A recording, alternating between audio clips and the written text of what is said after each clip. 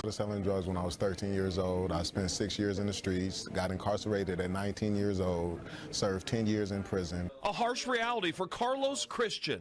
But fast forward 7 years, now he's the keynote speaker for men and women trying to get back on track. I got into college, business management. I graduated from business management with a 3.83 GPA.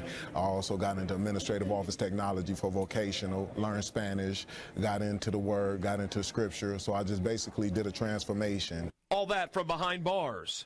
Where Carlos was is where DeVell Culpepper is now. 4 years in jail for trafficking, and now 2 months away from freedom. Had a long time to actually think about the bad decisions that I made, and so I'm pretty happy about where I'm at now. While there is hope, there's also fear. Will I get hired? Will I have the skills to get it done? This summit and other services can act as one-stop shops. Waiting until the bars open up is often too late. They can actually focus on being the individual that they're destined to be a contributing member to society. But education and skills can make all the difference. Carlos now gives back through his Starts Within outreach program. How do you decrease the recidivism rate? You increase the value in the minds of those who are incarcerated. A message DeVell is buying into and hoping someone buys into him. Been trying to better myself and been taking classes. I got my GED, studying to be a welder. Been doing that, so I'm good at that. So. Now, if you're someone with a criminal past or you know someone who could use the services to get prepared.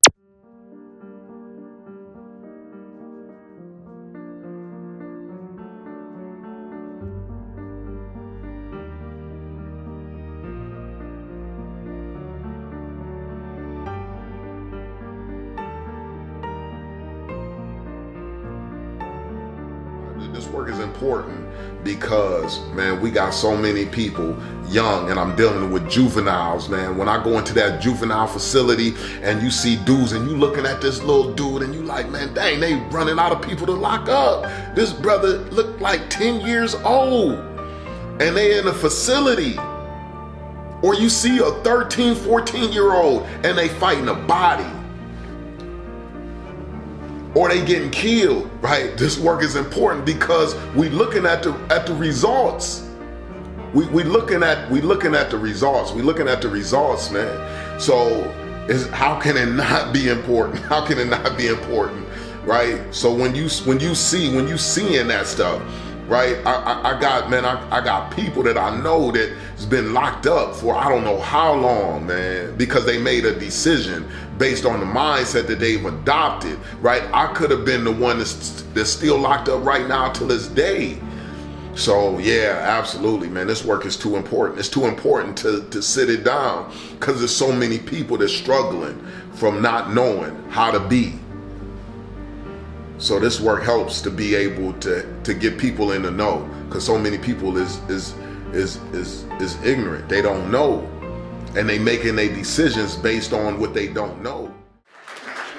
I am a walking logo that will learn how to soar to great heights in my life for the betterment of myself, family, and those who are following me. I am an individual of character, commitment, and courage. I am an individual of integrity, intellect, and influence. I am an individual of discipline, determination, and dedication. I am an individual of faith, focus, and fortitude. I am the designer of my own destiny. I challenge myself and others to be great. I am successful in everything I do. I am walking in love. I am a magnet for success. I don't mistreat people. I am my own walking life story. My life is governed by love, respect, and loyalty. I am a walking logo. Not everyone has a right to speak into my life, and I will associate with family and friends that are ambassadors of truth and divine love. I am built to succeed. I am a walking logo.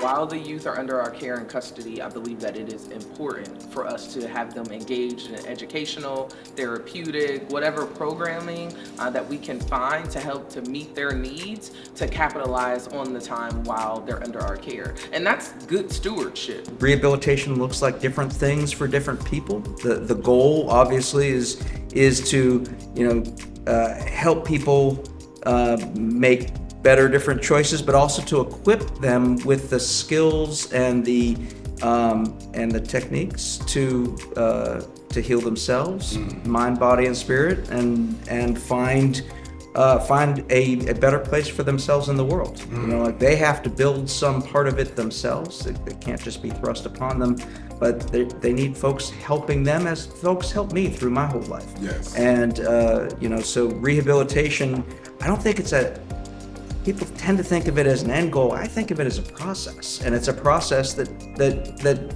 goes well beyond their involvement in the criminal justice system. As the lead juvenile judge in Franklin County, I believe it would be irresponsible of us to wait until they were gone.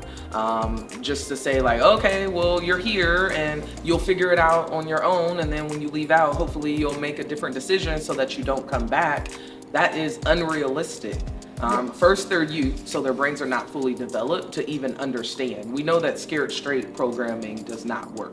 So youth is not going to come into our facility and just say, okay, I'm never going to do that again because this is not a place that I want to be. If anything at all, they will normalize it because of their age and where they are in their brain development. So we have to counter that to ensure that they know that this is not normal, right? That this is not how you want to grow up. So we have to combat all of those things as they're going through just their natural growth and development. Yeah, it's not, I don't think it's like a light switch. Yeah, I don't think it's yeah. like you go through a process and, oh, congratulations, you're rehabilitated. Yeah, right. absolutely. No, it's definitely a road.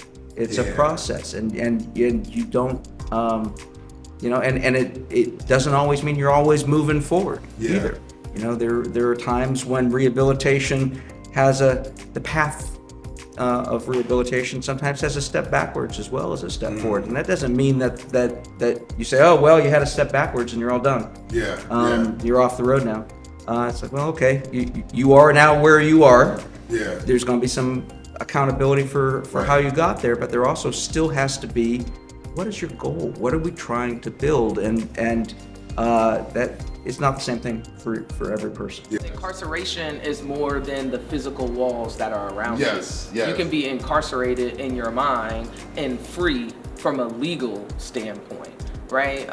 So it's a choice to say that I am going to change my mind about how I view myself first and how I view my circumstances after that. But a lot of the youth who are in our facility, when we're exposing them to these programs, it's challenging, right? Their thoughts, their belief patterns, things that they have been taught.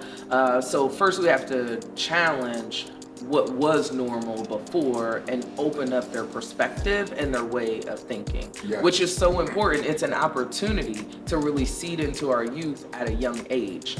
But we also have to continue to work with families, because we know we can pour all of this into our youth, but they are going to leave our facility. And so when they go back out into the community, oftentimes they're going back, you know, to the same neighborhoods, to the same families that they were in before they entered. So we have to work with the full family. Well, as I said, I mean, most folks are going to get out of the institution. And so, you know, you have an opportunity while they're in the institution to start building for something different when they get out. And, you know, if you don't invest in them during that time, it's much, much harder for them to find you know, a better path for themselves once they're released. You know, it can start, and it should start in the prison. And that gives them a chance to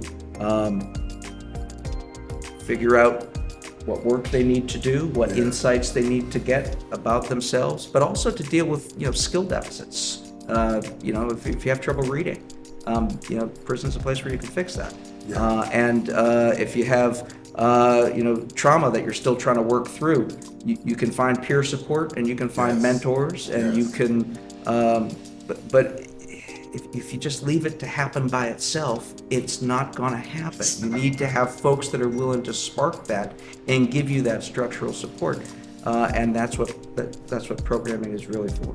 Is to give folks a reason and an opportunity to kind of lift their heads up and see the horizon that's ahead of them and not just what's right in front of them. I believe in us being good stewards and us making sure that we're going to serve the youth who are under our care and custody, that we have to capitalize on the time that we have them under our care and custody and ensuring that they have these therapeutic programs and opportunities so that they can learn and grow while they're with us. I want to go against the culture that is supporting people to get incarcerated like it's just okay, like it's the thing to do, like I get stripes. Man, I got celebrated when I came home. But the person who's graduated summa cum laude from college don't get celebrated. The person who's doing all of these things, or the person who's just a father in their children's lives, is not getting celebrated. The person who's a mother in their children's lives is not getting celebrated like that. People will be like, oh, you doing what you need to do.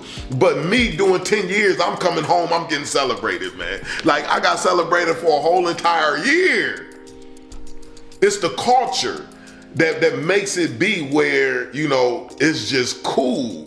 So now if you see somebody who's 13 years old, I wrote this in the book. If you see somebody who's 13 years old and they looking at the person who's coming home and they getting celebrated from doing all of these things in the streets and stuff like that, and then they still doing those things in the streets, it will encourage that 13-year-old to do the same exact thing, because they like, man, I want that type of acceptance. I want that type of celebration too. So now they aspire to get incarcerated. They aspire to take on these ways, and that's what the fight is.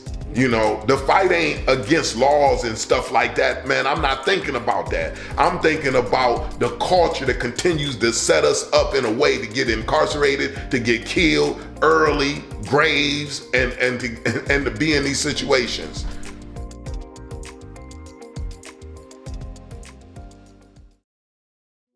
Every person has a story. Some stories begin with opportunity.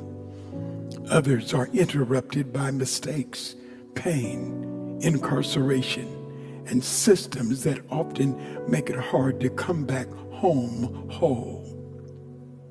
But this documentary is not just about incarceration. It is about people, families, second chances, and the belief that a person's worst moment does not have to become their final identity. Starts within, exists, because transformation does not begin with a program alone. It begins inside the person. It begins with accountability, healing, support, and the courage to rebuild. Throughout this documentary, we will hear directly from program participants, leaders, families, and community voices who understand that re-entry is not only a justice issue, it is a family issue, it is a community issue, it is a human issue. Behind every statistic is a name, behind every sentence is a story, and behind every story is a person still worthy of purpose.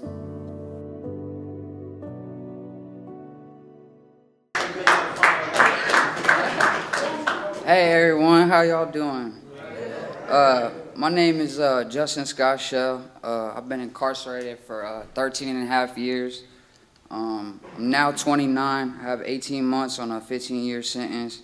This might sound crazy, but I'm actually grateful that I'm here, and I'm grateful that I went through all this pain and struggle. I feel like struggles and scars are beautiful. They make us who we are today, strong, solid, rare individuals, certified assets. I've been through so much and learned so much. Like I said, I'm okay with going through this, and it opened my eyes to who is who and what is what. And honestly, I could be dead or never coming home, so I'm really blessed to be walking in my shoes, and I'm also grateful to be a part of this organization. I wanted to say thanks to everybody who had a part in giving me a chance in taking this class. I know I've been in a lot of trouble in the past, and it was probably hard to decide, but I'm really glad you gave me the chance, so thank you. I'm glad I got to meet all the people in my class, which most of you watched me grow up in here, and I met some for the first time. I'm proud of you all, and thank you all for putting in the time and effort into this and showing up Some of us went through hard times and still showed up. Some of us lost family. Some of us had to do more than just this class and still show up. Some of us had to see the parole board. Some of us still are fighting to make it home. I just ask that everyone here today realize the work that we put in and realize the potential and good that's in all of us, because the situation we're in is real and serious and is a struggle. And our people understand because they're stuck doing this time with us. And we thank you for that. And I wanted the teachers to know how much I appreciate them and taking the time to come in here and teach us what they had to offer.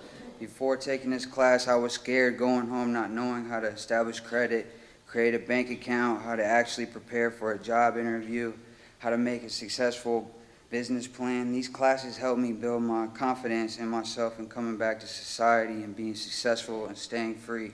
So I'm truly grateful for that. I hope everyone in my class knows that they matter. They count, and they are someone. I wish everyone the best and hope they can be successful and happy. I also want to thank my parents. You guys are the only people who have my back since the day I was born.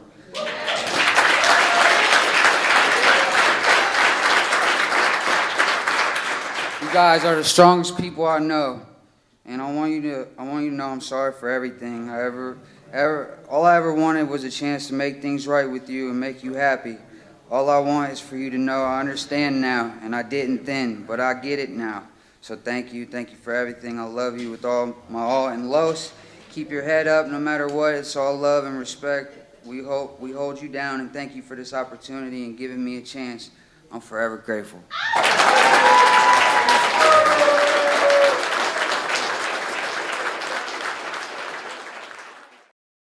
Yeah, I'm blessed, man. Absolutely, man. Sure. After serving how much time?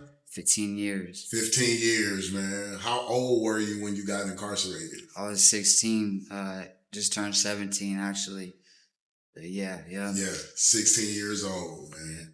16, 17 years old. That's heavy duty, ain't it, man? Yeah, it's deep. Facing 15 years. Facing life.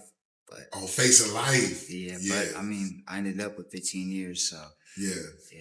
Blessed, man. Absolutely. It's a blessing, man, to be able to see the other side, right? Yeah, for sure. I never thought that this day would come, but it's here, and everything is everything. Everything's going good, man. Yeah. So how long you been out now for? 3 weeks. 3 weeks. Today. Right. 3 weeks today. Yeah. 21 days. But you done hit the ground running though, man. You done got a lot done in 3 weeks, man. And some people ain't got done in their life. You got your license, right? Yeah, I got my license. I got a car. I'm just waiting to get it fixed. Be fixed in a couple of days. I got my tags, registration. I'm about to get some insurance. Everything legit. And I'll start work. Once I get that done, I'll start work probably this week or next week. Okay. And then I'll just go from there. Right. You know what I mean? I'm also cutting hair.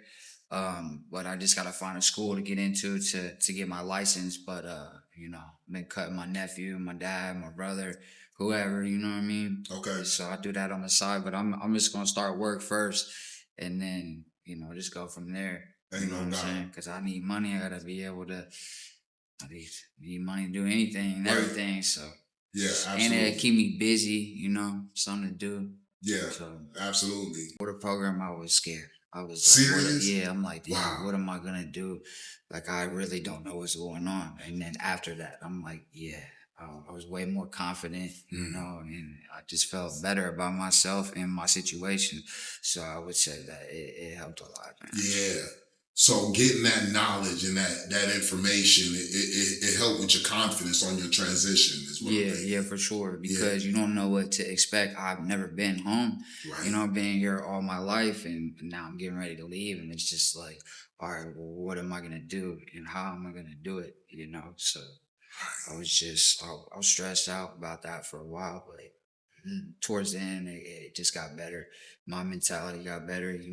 Just my confidence and everything fell into place. Yeah. Everybody said that. Everybody says that, but you're like, yeah, whatever. You know what I mean? Like, I'll believe it when I see it, but it does. It did for me anyway. I was blessed. My parents been here for me the whole time, and it helped me out a lot. When someone is incarcerated, The sentence does not only affect them, it affects their family, their children, and the people who love them. For parents, staying connected can be painful and complicated. They may carry love, disappointment, grief, and hope all at the same time. But that connection matters. Research shows that family contact during incarceration, including visits, letters, and phone calls, can support better mental health, stronger reentry outcomes, and lower chances of returning to prison. The Prison Policy Initiative notes that family contact benefits incarcerated people, their loved ones, and the larger community. Still, many families face real barriers. Distance, cost, transportation, and emotional strain can make it hard to stay connected.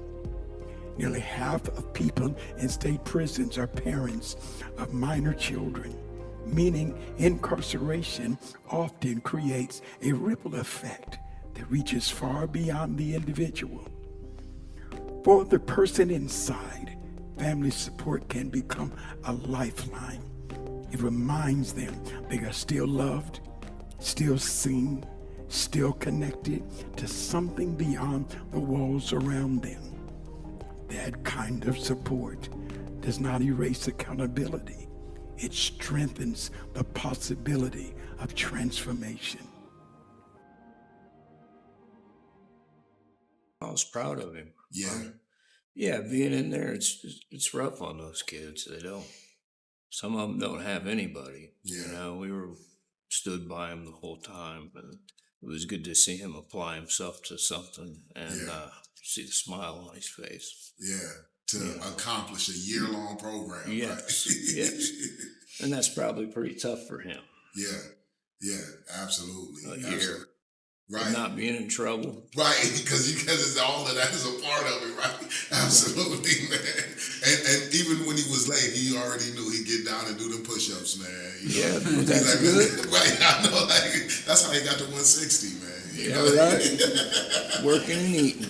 Working and eating, man. I'm like, man, you already know, man, you got to do the push-ups, man. It's powerful, man. It was good. It was good. Yeah.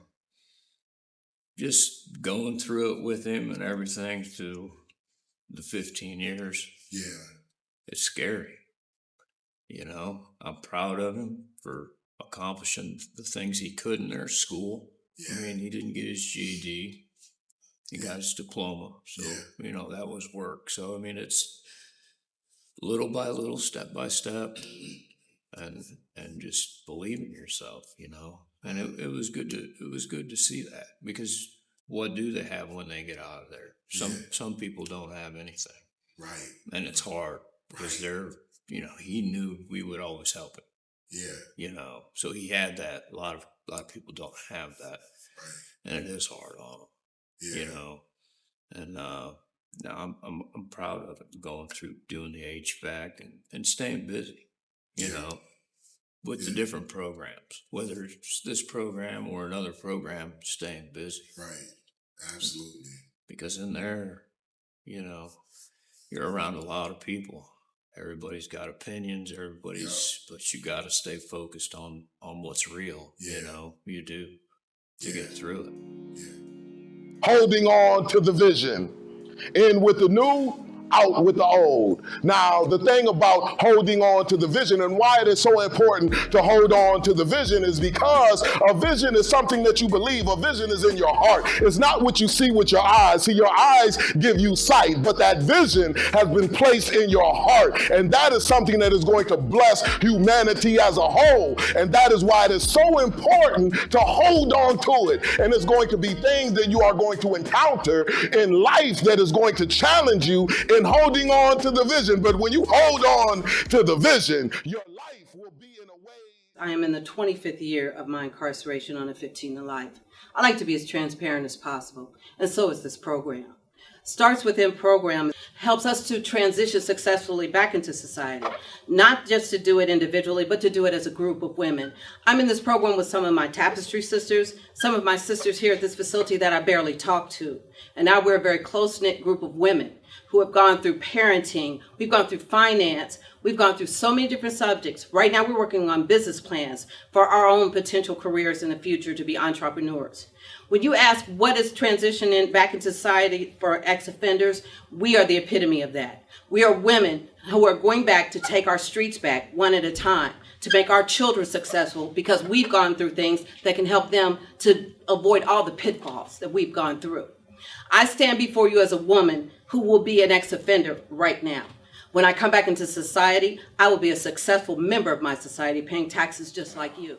I'm not being cocky when I say this, but when I said it at that time, I don't say anything I don't mean. And I don't mean anything that I don't say. You understand what I'm saying to you? I was confident then, and I'm proof of it now. I knew I was going to go home. I might not be able to tell you when, but I knew I was going to go home. I told you I stayed ready so I didn't have to get ready. I am home now. I am home now. And I prepared myself, I positioned myself to go home. I prepared myself and positioned myself to go home. I am home now. And I continue to position myself, I continue to educate myself as I am at home. I continue to advocate for females. I continue to advocate for people re-entering society. I continue to walk upright because that's what I'm supposed to do. I continue to be a walking logo. That's what I continue to do. I don't know what anybody else is doing.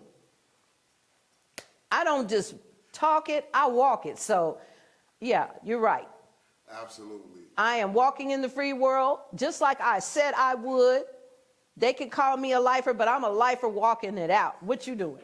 A real live walking logo. Okay, right? I am a walking logo. Being incarcerated to being unincarcerated, right? But you became unincarcerated when you was in prison, right? You became Exactly. free while you was in prison. Exactly. To be able to sustain your freedom now that you are home. And continue to be a beacon for the walking logo. I continue to go back inside talking about the walking logo. See, I never stopped, did I? I never stopped being a walking logo. I went into wherever called to do so to be a walking logo, and will continue to do that. First of all, having somebody come inside of the prison when I was doing my 10 years and they had already did 10 years before and they've been home and they are able to show me what it looks like, but not only what it looks like, but they can share with me their experiences and what they've learned, and I can adopt that and be prepared for it when I get home. That would have been beautiful for me, right? Just to be at, because again, man, if I want to learn to be a mechanic, man, I'm not gonna get around a person who's doing culinary arts, right? If I want to learn to be a mechanic, then I need to get around a mechanic, right? Because they can show me how to be a mechanic. If I want to learn to be a businessman, it would be best for me to get around a businessman who's successful at being a businessman. I don't want to get around an employee who's successful with being an employee. It just makes sense. So now if somebody was coming inside of the prison when I was doing time, who has been able to overcome prison, that would have been beautiful for me. As Judge LaShayle Stroud mentioned earlier, we have to be good stewards of our resources. Stewardship is not just about money. It is about responsibility. It is about asking whether we are only responding after harm has happened, or whether we are investing in the kind of support that can interrupt cycles before they continue. That is why the work of Starts Within matters. Carlos is not only working with adults as they transition back into society, he is also working with youth, including one young man who was serving life as a juvenile when Carlos met him. That matters because reentry does not begin the day a person comes home. It begins with preparation. It begins with mindset. It begins with mentorship, accountability, healing, and a plan. Research continues to show that family and social support can play an important role in reentry, including employment, mental health, and reduced reincarceration. So it starts within investing in people. It is not wasting resources. It is redirecting resources toward restoration. This is a public safety work. This is family preservation work. This is community healing work. And when it reaches young people, the impact can last for generations, because one changed life can change a family. One restored person can shift a community. And one person who discovers that transformation starts within can become proof that the story is not over.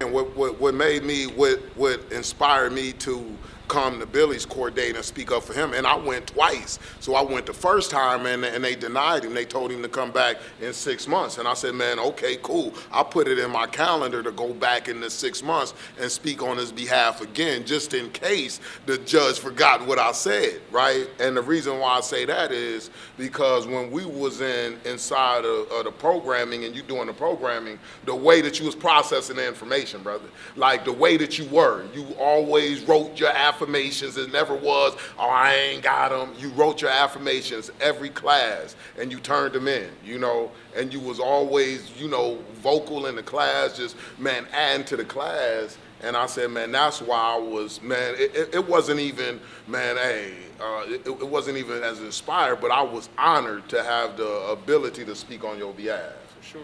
You know, because I just believe that, man, what you were showing, it was just, man, this brother can help with the movement, right? You can help spread the light, right? You know what I mean? That's all it's ever about. It's just about, man, overcoming the prison system, and it's about us multiplying, and that's what I'm looking for. So I seen it in the good brother. When I first heard that, I really didn't hear the juvie part. I just heard life. I'm like, I gotta go. They gonna do their job. You about to go on? They got to catch me. They gonna have to catch you. Like what life, right?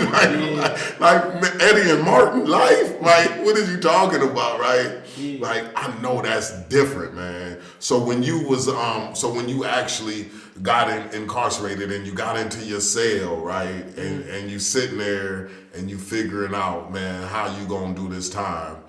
What happened when you seen the possibility for you to get into the Starts Within organization's Walking Logo program? I mean, when you had came on the unit and just like how you like really, you ain't really like demand the respect, but respect was given to you because just the way you carry yourself. You came on the unit, you know, you passing out books, talking to each one of us. You weren't treating us how guards was treating us. You weren't treating us how any other, you know, person would come into the jail try to talk to us. They try to act like they did something that we had did. Like, oh yeah, I did this, and I would have did time if I got caught. No, you didn't. We can read, you know, we can see through that. So you feel me? We seen the real in you. You feel me? We read your books. You know, we looked at your paperwork and stuff, and what we had to do when we went to the program. You know, follow directions, do your affirmations. We seen that, you know, I seen it, and I was like, you know what, I feel like I need some structure. Yeah, absolutely. This one step towards that structure that I want. Absolutely, because you said something big, and the brother Will said the same thing about brothers will be able to identify when something is off, right? You can see that. So somebody can't come in there and be like, man, hey, man, I'm from that cloth too, man, and not be from it. Yeah, for sure. Me and Will have seen visitors come through and be trying to talk like that. We'll tap each other's leg like, man, look at this guy. Right. And that makes it ineffective, right? So it makes the messaging ineffective when they trying to deliver it, right? They just one ear and not the other. Yeah. That's how it's going. So to somebody who is thinking about coming in and delivering messages to the youth or to somebody incarcerated, what advice would you give them? If they haven't came from where you come from? Just, keep it real. Just teach what you've been through in life. Don't try to fake it and kick it just because you've seen a couple Beyond Scared Straight videos or a couple jailhousing videos. Nah, bro, it's way deeper than that. Yeah, absolutely. So, because one of the things that you asked Mike Nuttermaker, you say, man, hey, was you in? No, Will asked. He says, was you in jail too? And he's like, no, heck, no, I wasn't in jail. But he has the information to help you to be able to get to another level as far as home ownership, right? So then that's what it's all about, ain't it? It's just about, man, just being who you are and letting that be, right? You don't have to be all extra because it's gonna be read through, right? It's gonna be you're gonna see through it. Yeah, it ain't a problem, with dude. Now if he was like, oh yeah, I did time, or yeah, I did. Then you like, okay, you fugazi, bro. Yeah, absolutely. You can't mess with you. Now you're not even trusting the information that he has, right? You can't trust nothing that come out your Yeah, mouth. absolutely. So then that's what I'm always telling the people who come in to teach or whatever. I just tell them, man, you just specialize in what you specialize in. Don't try to be, something that you're not. And then that's how you'll be effective. For sure. You see what I'm saying? Absolutely, man.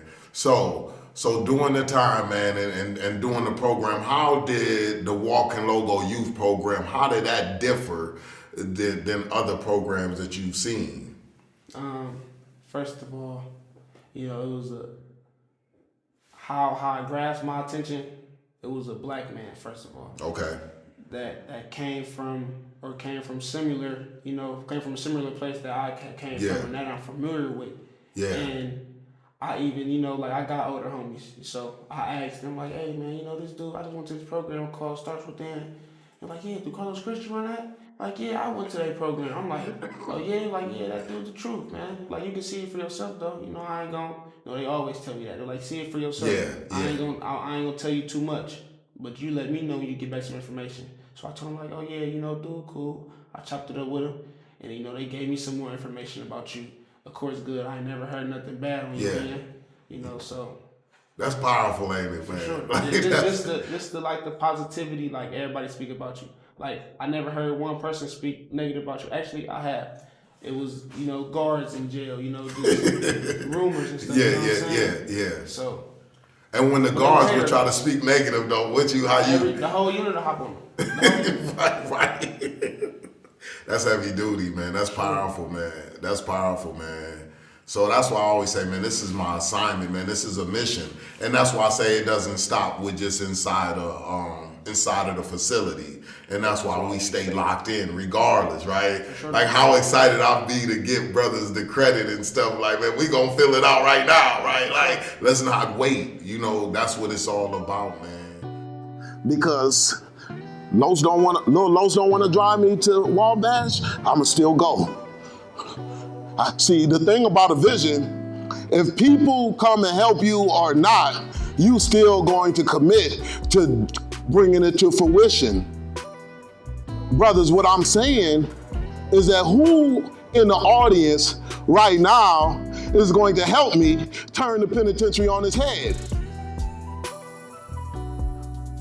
You got to do more than just raise your hands, brothers. Brothers, help. Right. We got to get it on his head. This is how it's done. Hold it down. Now we need people to hold it down. We got a couple people good. Come on. We got a couple brothers. Come on. They're still struggling.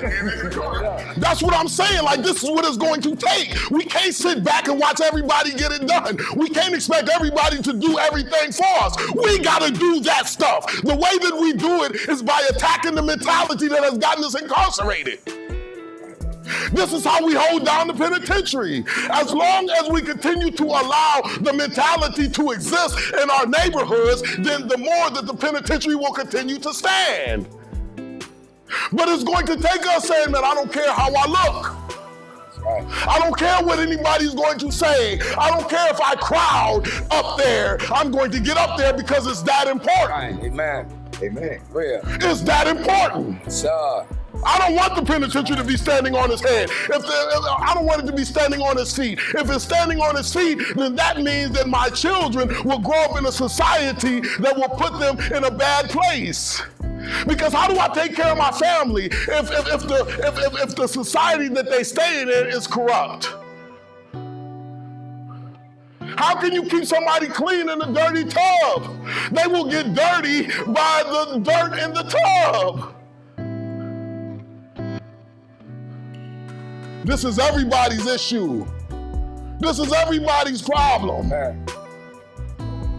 And we gotta be the solution. Right. When I was 19 years old, I said that I'm going to be a part of the solution. Because it's not going to stop happening until I do something to get it to stop happening. Until you do something to get it to stop happening.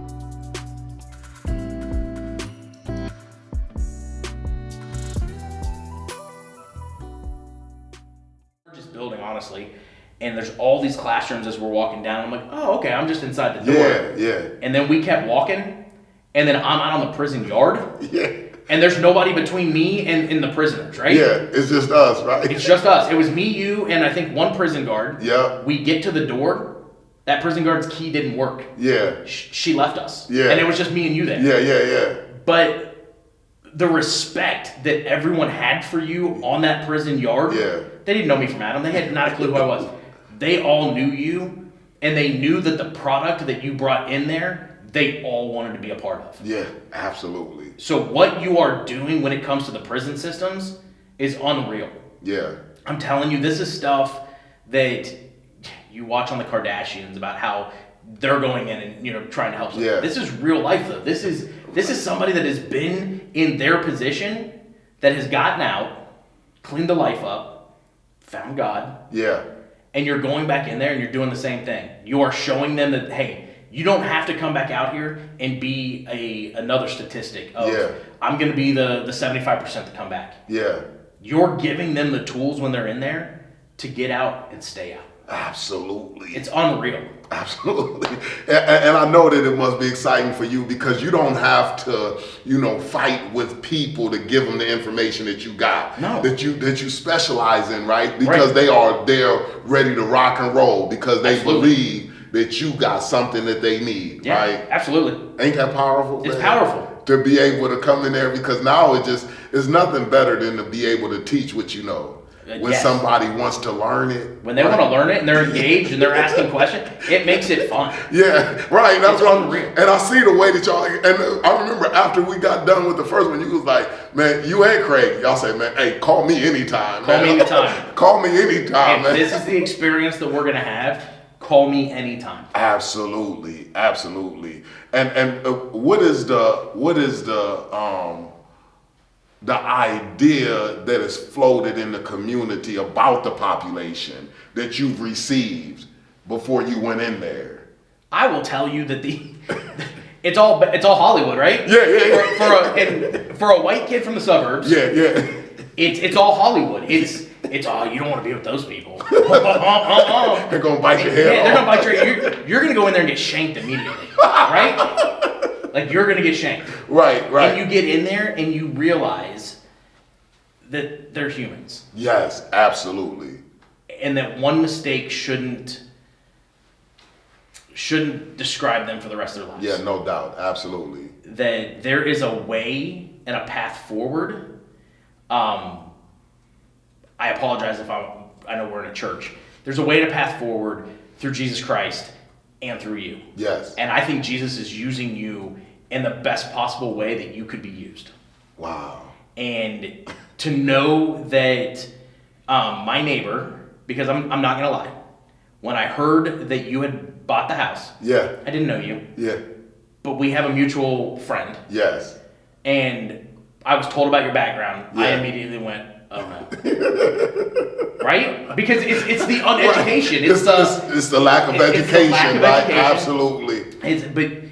But to know that what you've gone through and how you've changed and how you are taking your change and showing it to others, and you're pouring into others constantly. Yeah. It is constant.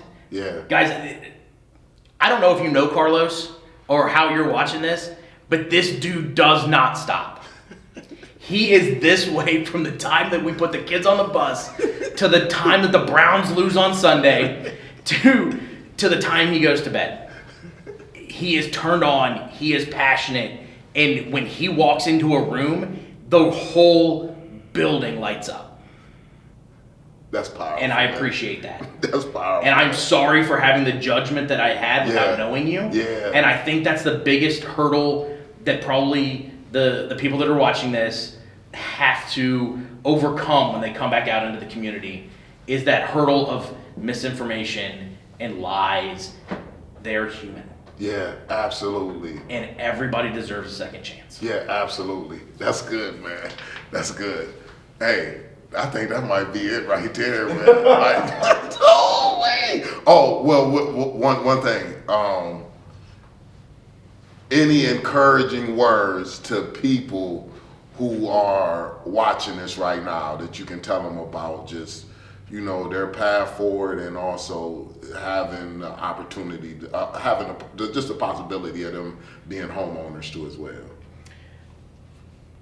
Your experience in this life up to now probably hasn't been a great one. But you live in the greatest country in the world, no matter what anybody tells us. You have the ability to change your situation at any time. Even if you get out and you have something going on where you are like, no one's ever gonna hire me, you can create your own business. No one is stopping you from going and purchasing a lawnmower and mowing yards. No one is stopping you from going and learning how to work on a car and change oil. No one is stopping that. You can create what you want to create as long as you put it in your mind that you're going to do it. Now, as far as on the real estate and homeowner side, guys, my motto has always been, it's not if you can buy a home, it's when can you buy the home. Your win starts whenever you want it to. Your win will be when you decide that you want to stop being shackled by everybody else's preconceived notions of you, and you go and you do what you know you can do. That's what I'm saying. That's it, man. That's it, man. John 16:33, what does it say? Be of good cheer, for I have overcome the world. The person that I'm connected to has overcome the world, and that is what I feed my mind, and that is why I walk like I walk. That is why I move like I move, because the Jesus that's inside of me has overcame the world. So if he's inside of me, therefore the world cannot come against me, because Jesus is inside of me. I do not care about the reports that the world is giving, because that does not pertain to me. What pertains to me is be of good cheer. So no matter what is happening out there in the world, Carlos Christian is, next level living. That's what I'm talking about.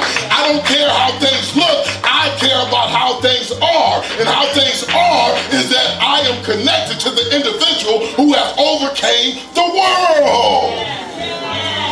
So when you come in contact with me, that's what you are able to come in contact with. An individual who believes that he is connected to an individual who has overcame the world. So you will not see me with my chin touching my chest. You will see me with my head like this, saying, we move with power because we are giants. We are not grasshoppers. We move with power. It's a way of thinking. Turn the penitentiary on its head and stand the community on its feet. I'm dead serious. This is the movement. I was able to do the 10 years in prison, get out of prison, and now I'm able to go back in prison and pull pull brothers up out of that prison that they are in. Good reports. Good reports. I'm working with the juveniles in Circleville, the juvenile fathers. I have a juvenile father who is about 15 years old. He has a 1-year-old child, and I'm teaching him how to establish a positive relationship with his children. Amen. Amen. That brother, he says that, Mr. Carlos, they call you Mr. Carlos, you know, when you get a little bit older, right? Mr. Carlos. Man, check this out, man. I'm about to stop cussing, man, because you stopped cussing. I read your book. I read Prison Without Bars, and I'm applying that to my life. I'm applying it to my mentality. I read the book, Mr. Carlos, and that stuff is some real stuff that you are talking about. I'm going to stop cussing. I'm going to work on my language, because I said that if I worked on my language when I was incarcerated, it will change my behavior. So I started to say different things. I started to say that I'm great. I started to say that I'm a king. I started to say that I'm a leader. I started to say that I'm a father, and because I said these things, I became these things. Dead serious. I started to change the way that I talked, and because I changed the way that I talked, my results started to change. We got a contribution to make. It is up to us to make the decision to make the contribution. Nobody is going to force you. We've been given free choice all the way since the beginning of time. You got to choose to follow God.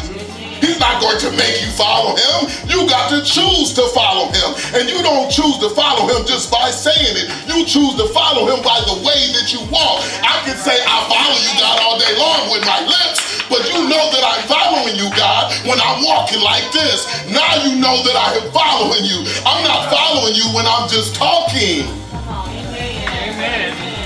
Faith without works is dead. You tell me a man who says he has faith, I'll show you a man who shows me faith.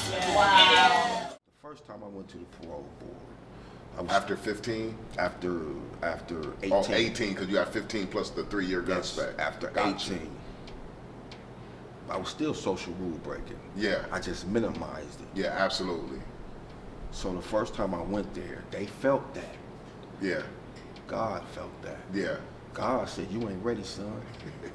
But I knew I wasn't ready. Yeah. Because I felt like I can go back and do the same thing I was doing that led up to you getting incarcerated in the first place, right? Selling drugs. Absolutely. You still had the belief to support that. Right. That's right. Ain't no doubt. That's right. And you knew it. And I knew it. Yeah, absolutely. And I knew it. So I didn't take on a lot of pain on paper. Yeah. I took them because, like I said, I was minimizing, and my motion slowed down. Yeah. I thought I was what they call consider nickel slick. I thought I was smooth. Yeah. They said, Mr. Stone, we're gonna give you 10 years today. 10 years at the parole board after you done just served 18. They said, we're gonna give you 10. They said, Mr. Stone, we're gonna give you 10 years today. Wow. So when they gave me that 10 years, I didn't react. Because most people, they react. They become reactionaries. I responded in a positive way. Yeah. What was the thinking? What was the mindset? You got 10 years, you just did 18, and I just got 10 years to come back and see him. Not 10 years to go home, but 10 years to go and see if they gonna let me go. So my mindset was, we're gonna grow from this. Wow. We're gonna get through this. Yes. We're gonna stand tall and strong. Yes. I ain't went out there. Yeah. I ain't touched life. I ain't kissed the ground. Yeah. I know in my mind I'm free. Yeah. I know I'm just locked in a box. Wow. I always knew that I lived in organized slavery, and I always knew that I lived in a systematic practice. Yeah. So it's been there for 101 years. It's gonna be here for 1 year after I'm dead and gone. Yeah, yeah. So I always knew that I had to fight. So when they gave me that 10, I got up, I greeted them all. Thank you. May God bless you. Have a blessed day. Did they say it the same day, right in front of you? They said it right there. We're gonna give you 10. They said, Mr. Stone, we're gonna give you 10 years. We'll see you on such and such this date and time. And you was just like, thank you for your time. I said, thank you. May God bless you. You all have a beautiful and blessed day. So when I got up, I walked away, grabbed the doorknob. They said, Mr. Stone, come back. Have a seat. We're going to take 2 of those years back because we believe you are who you say you are, and we believe you're ready, and we quite just don't see that you're ready and suitable for society. Wow. So now, once again, here comes this educated mind, sit with my thoughts. So once I start to sit with my thoughts, I start to study them. I'm gonna study you like you study me. See, one thing about being a small-time D-boy, you gotta know when the feds get up. You gotta know when they get in their cars. You gotta know when they go in the field. Right. So I studied that and knew that they went in their fields in the morning. They go get their cars, they go in the field. Yeah. So I start to study them. Once I start to study them, guess what? I learned the language of the parole board. Yeah. Because I wanted to tap in. Yeah. I wanted to become free.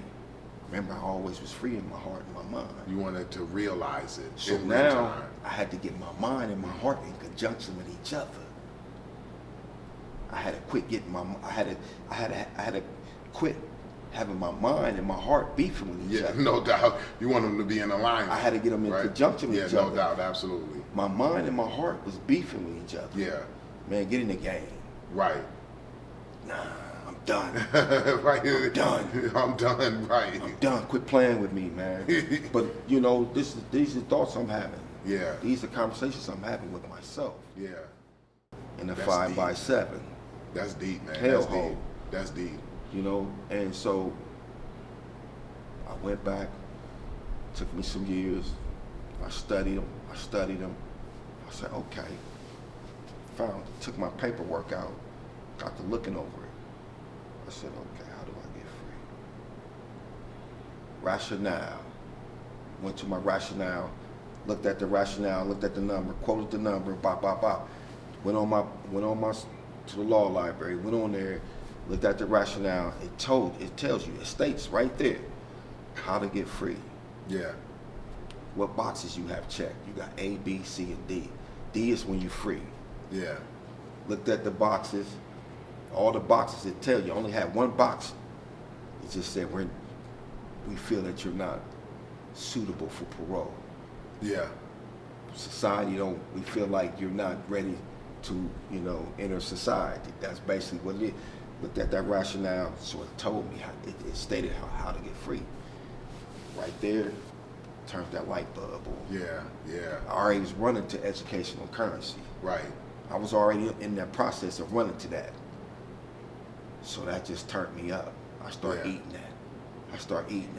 Yeah. So now I'm going to my blueprints, like my first album. Okay, where did I go wrong with my parole package? This is my first album. This is how I'm looking at my life. Yeah. This is my first album, my freshman album. Yeah. This was a dud. Right. This was a dud. Right.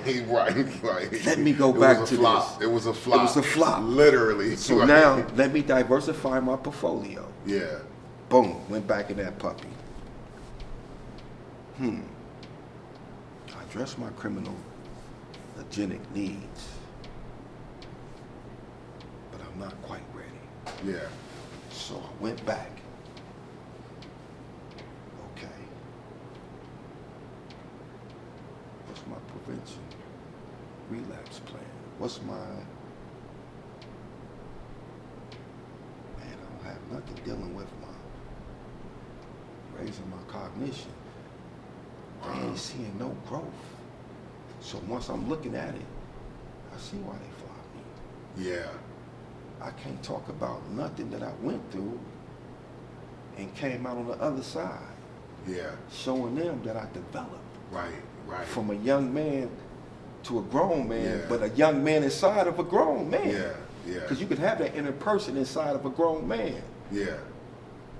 Right. That's the trauma. That's still That's stagnant. the trauma. That's still But if you stagnant. hear brothers today, they talk about, man, I run into some generational wealth.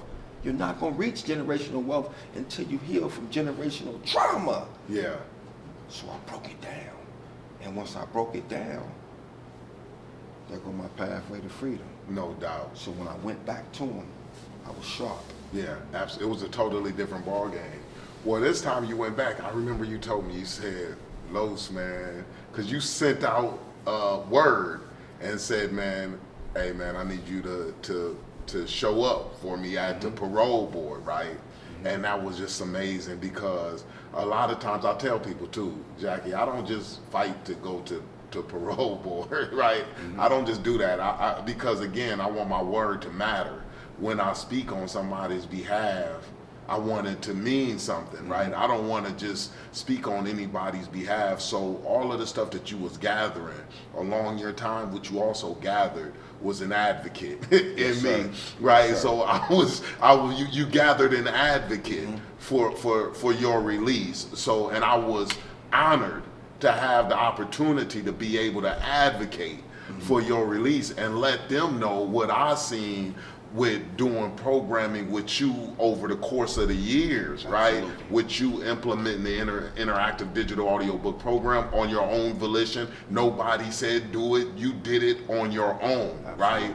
And it was an honor to be able to explain that to the parole board members so that they can get a good grasp of who you were without just relying on just what they seeing on paper or your case. I wanted them to get a real live view of who you were today from my view, right? Yes, sir. And it was powerful, man. And one of the things that they said was that what you told me, Mr. Christian, was that he started programming outside of programming. And I'm like, absolutely right. And again, just like you said, man, I had that puppy on fire, 25 to 30 people in there, right? So it gave me, you know, something to fight with, something to help advocate with, right? If you didn't give me anything, brother, it was nothing that I would be able to do. So you had to be the person. You see what I'm saying? Yeah. You had to be the person. If you wasn't the person, it was nothing that I can say. It was nothing that I would say. Right? That was because I would be faking the funk. I gotta believe it. If I don't believe it, then it doesn't come off right. Right? So everything that I say, I believe. What's the main reason to establish a positive relationship with your children? No barriers. Transfer information. Transfer information, right? What is a positive relationship? What does it look like? No barriers. One without barriers, right? So the main reason for us to establish a positive relationship with our children is because we want to transfer information. What type of information do we want to transfer? Good information.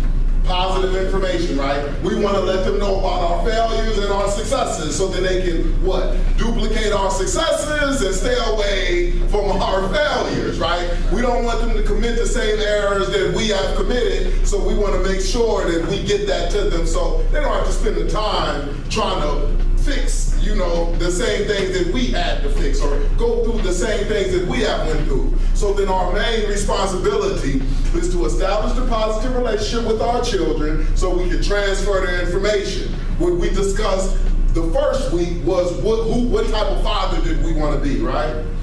What type of father we wanted to be. Like, what is our goals as a father? Do we want to be a fun dad? Do we want to be a disciplinarian, iron fist, you know, do as I say type of dad? You know, what type of dad do we want to be? We wanted to focus on that, and then once we understood what type of dad that we wanted to be, then we started to figure out what type of children did we want them to become as adults, right? Once they transition into adulthood, what type of adults do we want them to be, right? What are the goals that we have for our children?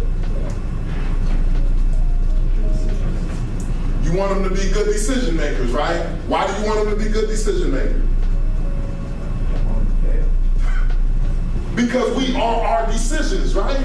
So we don't want them to be making bad decisions and putting themselves in bad situations because of their decision making. Basically, we want to teach them how to think, where they can make good decisions. Absolutely. If you know that they think properly and they go through the process of evaluating situations right, then you pretty much you're going to have more confidence that they're going to make the right decisions going forward. Is confidence another characteristic that we want them to have, right?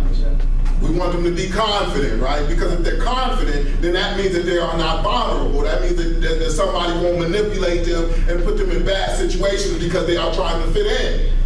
One of the leaders, not followers. Absolutely, absolutely. But hold up, then is it okay to be a follower, right? You follow in the right thing. Yeah, because even a leader follows. Right. Yeah. A leader must follow, correct? Yeah.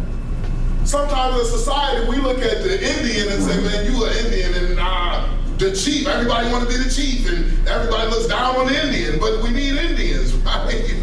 Everybody wants to be the chief. It's okay to be the Indian, because society can't operate if everybody ain't playing their positions correctly. Everybody don't have the ability to see 10 steps ahead. And that's okay. It's not meant for everybody to see 10 steps ahead. Everybody can't be the wide receiver, can't have some offensive lineman in there. People don't want to be the offensive lineman, right? If nobody was playing offensive lineman, the receiver wouldn't get the ball because the quarterback would. The Browns, I know that. With the Browns. Ohio State getting some offensive man, how many quarterbacks have we went through, man? They had coaches at the minute. Yeah, because we're going through our quarterbacks, man. Like, do they have no ownership for the Browns? Oh yeah, we do. Okay, we do. There's some hope. There's some hope there. It is some hope. It is some hope, man. It is some hope. But these are all things that we got to establish in our parenting. We want to first know our goals that we have for ourselves as a father, and then we want to start to dig into what is our goals for our children. What we're talking about is about the type of character that we want them to be, and not what type of profession that we want them to be. Because if we start to live through them as far as profession-wise, then what will that do? That will create the barriers between us and them. And if it is a barrier between us and our children, then that's an issue, because now we can't do what, man? We cannot transfer the information that we need to transfer to them, because what? We will not have influence. Influence is only gotten through positive relationships. See, the problem with us parents is that we want to control our children, and we dominate our children in attempts to control them. We tell them what to do. We don't ask them what vegetables do they want to eat. We're going to throw it on your plate and you eat what I say you eat. You have no choice. What will that develop as an adult? What type of adult will that develop? That resentment starts to get established inside of that individual. See, a lot of times what we don't understand is that children are individuals just like we are individuals. The same thing that causes barriers between us and another individual is the same thing that causes barriers between them and us. If somebody comes to us and tell us what we gonna do, how you gonna feel about them when they telling you what you gonna do? Angry, right? But if somebody comes to you and says, do you want to do this or that? Right. You make your decision. Now you feeling a bit empowered, right? And now you feeling a bit like you respected. They respect you as an individual because they are giving you an option. They're giving you a choice. They ain't coming in like they're a dictator. They coming in like, hey, this is what your choice are. Now you have a positive relationship with that individual. So then therefore, you will be open to receive information from that individual. You won't be on the defense side. This is powerful. I know that firsthand with my oldest teenagers.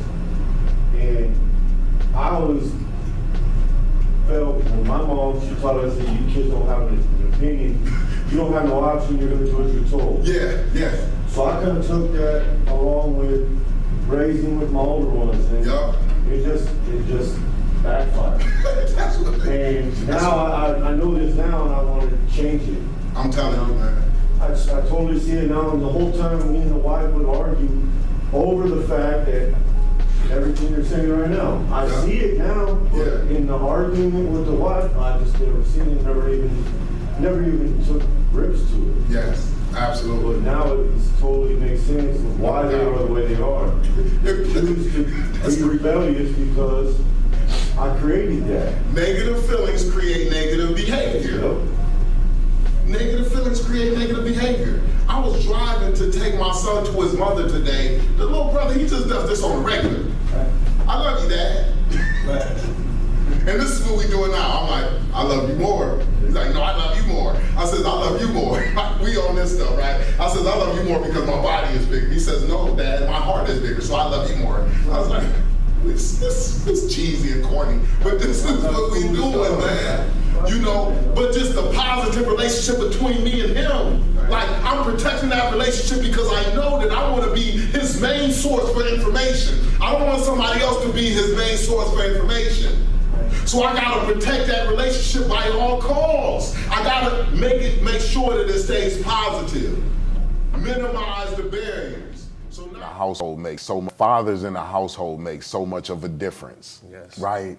So much of a difference because the fathers can provide the structure needed. And I've seen it, you know, like I said, growing up in a family, I had my father was in my life. You know what I'm Yeah. saying? My mother and father have been together for, shoot, I'm 45, they've been together for 50 years. Yeah. So, you know what I'm saying? Like, I always saw that, but I had my friends who didn't. Yeah. And I'd be sitting there like, oh, wait, man, this don't happen in my household. Like, you talking back to your moms, but ain't nobody there to discipline you. You know what I'm saying? So I never had that thought in my mind because I knew my dad would be on my, hey, you know what? So, or just the way the parents would be overwhelmed, the single parent be overwhelmed so the kid could do more because mom's working, mom's is doing this, mom's is doing that. So they can't always pay attention to what the child is doing or help the child. So now I'm realizing why some of my friends couldn't read. Because their mama didn't have time to sit down. Didn't have the time, structure, right? Just, yeah, absolutely. Right, and then they got ridiculed about it, so then that just turned them off to it more. Right, You know what I'm saying? absolutely. And you know education, if you don't have education, that leads a direct line to the penitentiary. Yeah. You know what I'm saying? So, Right, absolutely, absolutely. So, you know, it's a blessing to be able to wake up and, you know, have a family structure there and be able to, you know, make sure that we're doing everything we can to make sure that she's good. No more count time? No more. Stand for count. No, sir. What's that? What's that? What's that? That's heavy duty, man. That's heavy duty, man. It's a beautiful thing, man. If you had something to tell the people who are currently incarcerated, what would you tell them? Get into you. Become selfish. Don't worry about what the homies doing. Don't worry about what the CO's doing. Don't worry about what's going on in another dorm around the, man, get into you. Right. Get yourself together. It is not easy. However, it's not easy being in prison. But the alternative is not, one is fruitful, one is death. Wow. Because you're walking in death right now. Yeah. There's life out here. You know what I'm saying? And there's opportunity. You just have to be able to, recognize opportunity. So look at opportunity. Don't look at ways to get over. Right. Because that's what penitentiary is. It's basically how I'm gonna get over. That's how you have people come out and they're better criminals than they were before when they went in. Right. Nah, you gotta figure out, okay, I used to do this as a criminal. How would I do this as a regular person? How would I do this as a civilian, a taxpaying citizen? Right. You know what I mean? Like, and it starts with the little things. You know what I mean? It starts with the little things. You have to have the discipline. Right. You know, I'm not saying follow every rule to the T in the joint and whatever, but I'm saying those rules do have consequences out here. Right. You know what I mean? You might think it's nothing. Like, you might think that cutting the line in the joint, you get yelled at by a CO, that's the same thing as speeding. Yeah. And getting pulled over. Absolutely. Now you got a ticket, you get points, your insurance goes up, your license suspended, you can't go to work. Just think of the consequences of your actions and where you went wrong and how you'll not continue that same thing, how you will overcome that. Because you can overcome it all. Yeah. You know what I'm saying? Anybody can? Anybody can. It's not just nobody, a selected few? No, sir. Anybody can. Anybody can. This is available for everybody? Yes, sir. It's just you want to do it. It's just about making the choice. Right. You know, don't dwell on what got you there. Don't dwell on how long you've been there. Don't dwell on none of that. Don't dwell on any of that. Think about what you're going to do when that foot hits the pavement. Yeah. When you got them regular clothes on. When you get that jogging suit. You know what I'm saying? Think about what you want to do and find people that are like-minded and gravitate towards them. And it's like they say, always find someone smarter than you. Yeah, absolutely. It's okay. Nobody is the smartest. Yeah. Find someone that's smart, especially in somewhere that you're lacking. Yeah. If you don't understand financial literacy, find somebody that does. Yeah. If you don't understand cognitive behavioral therapy, get into one of those, get to a counselor. Right. You know what I mean? Right. Work it out. Work it out, bro. Right. So you don't have to try to figure it out here. Work it out doubt. before you get there, and you'll be prepared. So you telling people that it starts within. It starts within. It starts within. Yeah. It don't start with them. No, it starts within. It starts within. Absolutely. It's the only way. It's the only way. It's the only way, right? Anything else is just not gonna work, man. You know? It's Absolutely. Absolutely. And I'm taking for somebody who thought it could.